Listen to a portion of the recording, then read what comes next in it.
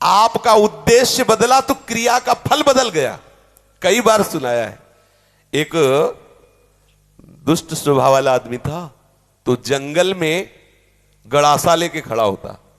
वहां से चाहे वो महात्मा निकले चाहे वो गृहस्थ निकले, पहली बात उसका दंड कमंडल रुपया पैसा छीन लेना, और दूसरी बात उसको जिंदा ना छोड़ना। तो मौज, ऐसा हिंसक क्रूर स्वभाव का था, छीन लेना और मार देना। बहुत ध्यान से सुनना, ऐसा ही करता।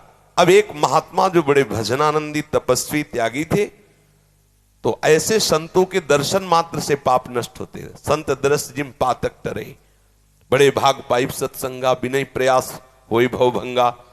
ऐसे महापुरुष का सानिध्य जो ही मिला तो उसने उठाया गड़ासा। तो उनका क्यों भाई, क्यों मारोगे?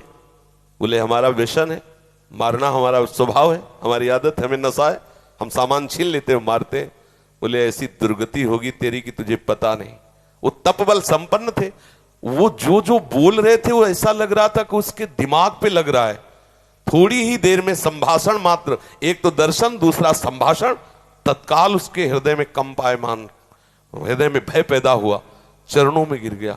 महाराज मैं तो बहुत पाप की, ये देखो संत दर्शन का फल, कोई उपाय बताओ। महाराज सब छोड़ दूंगा यदि मुझे शिष्य बना लो।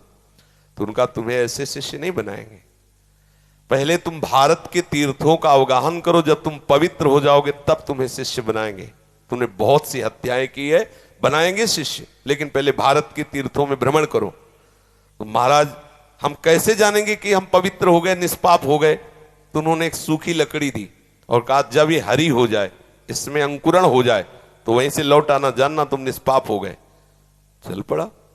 अब महापुरुष की प्रेरणा, ये होता है संत का प्रभाव। अब वो लकड़ी ली सूखी और चल पड़ा। 10 किलोमीटर चला होगा तो एक जंगल में एक बहुत बड़ा बट वृक्ष था, बरगद का, बहुत बड़े बड़े पेड़, बरगद के बहुत बड़ी, उसकी जड़ ऐसे आके शाखाओं से नवीन वृक्ष की रचना, बहुत बड़ा वृक्ष था। उसी के नीचे सोचा रात्रि काट लेते हैं, फिर हम तीर्थ यात्रा में जाएंगे। उसी के नीचे तो 4 बदमाश ऊपर चढ़े हुए थे, चोर, और वो समीप वाले गांव में चारों तरफ से आग लगाने का प्लान बना रहे थे कि तुम दक्षिण की तरफ से आग लगाना, तुम उत्तर की तरफ से आग लगाना, और फिर जो निकलेगा उनको मारेंगे, ऐसा ऐसा। उसने सोचा है इतने पाप किए हैं, अब तीर्थ यात्रा तो जा ही रहे, इन 4 को और मार देते हैं, क्योंकि ये 4 मरेंगे तो पूरा गांव बच जाएगा। अब जो तीर्थ ही जा रहे तो जब 50-100 वो मारे तो 2-4 इनमें क्या जाता है। उन्होंने आवाज लगाई, ये सुनो तुम्हारा प्लान ठीक नहीं है। तो देखा कि कोई हमारे प्लान को सुन लिया। तो उनका देखो हम तुम्हारे गुरु हैं इस बात के, जीवन हो गया गड़ासा चलाते हुए, मुझे पता है तुम फंस जाओगे, नीचे उतरो। अब एक साथ थोड़ी उतरेंगे, एक एक उतर। बड़ा वृक्ष था तो जड़ की आड़ में, उसको पता था, मारने का अभ्यास था, बिना अस्त्र शस्त्र के हाथ ही से मार दिया, 4 को मार दिया। मारा, सोचा अभी यहां तो हमने हत्या कर दी, अभी यहां नहीं रुकेंगे, आगे जो ही लकड़ी उठाया तो हरी हो गई। गुरु जी लोग कहा था लकड़ी हरी हो जाए तो वापस आ जाना तीर्थ यात्रा। अभी तो कोई गंगा नहाया नहीं, जमुना नहीं नहाया, तीर्थ यात्रा नहीं की, और लकड़ी हरी हो गई, पर गुरु ने कहा था हरी हो जाए तो वापस आ जाना। वापस चला गया।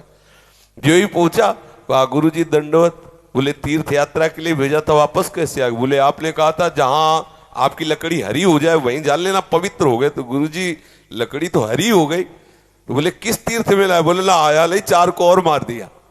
बोले 4 को मार दिया तो और पाप बढ़ना चाहिए, कैसे क्या? तब उन्होंने बताया पूरे गांव की रक्षा करने के भाव से मैंने 4। तो बोले देखो बेटा, अभी तक अपने स्वार्थ के लिए मारते थे, उद्देश्य था आपको अपने स्वार्थ का, तो वो पाप हुआ। लेकिन पूरे नगर के गाय बैल जीव जंतु स्त्री पुरुष बच्चे सबकी रक्षा का उद्देश्य रख के 4 को मार दिया, तो वो महापुण्य हो गया। अब समझे, क्रिया वही है, उद्देश्य बदल गया तो फल बदल गया उसका। आप गृहस्थ में जो क्रियाएं कर रहे हैं वही क्रियाएं प्रभु के लिए करने लगे, उद्देश्य बना ले प्रभु की प्रसन्नता, बात बन गई।